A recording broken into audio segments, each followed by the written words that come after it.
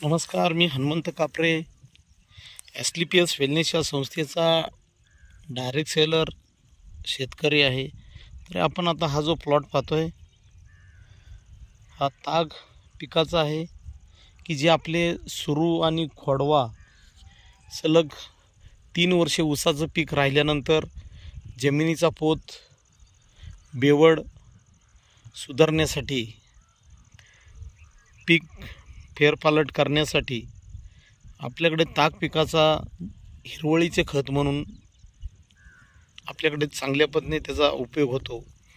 तरी सर्व शेतकरी बांधवांनी आपल्या सतत ऊसाचे पीक असणारे, एकच पीक असणाऱ्या कोणत्याही पिकाच्या पीक वेवड बदलीसाठी ताग पिकाचे जबरदस्त रिझल्ट असतात जैविक खत म्हणून.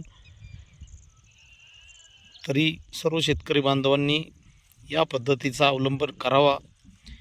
मी स्वतः त्याचा आता आपण पाहतोय किती ताग पीक जोरात आले. त्यासाठी कुठलंही पाणी खत कुठलंही द्यावे लागत नाही. ते 40 दिवसामध्ये आपल्याला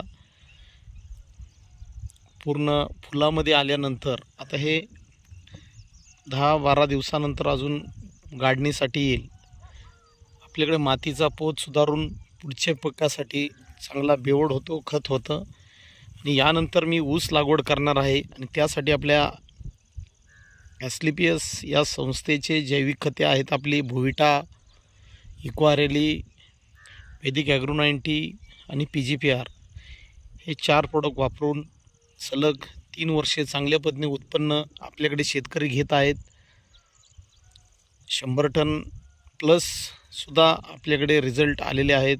तरी सर्व शेतकरी बांधवांनी AWPL SLPS वेलनेसचे जैविक खते वापरावी. आणि काळाची गरज आहे. निम्म्याने खर्च, भरमसाठ होणारा खर्च कमी करून 25 ते 30% उत्पन्न वाढवणं हे आजची काळाची गरज आहे. धन्यवाद.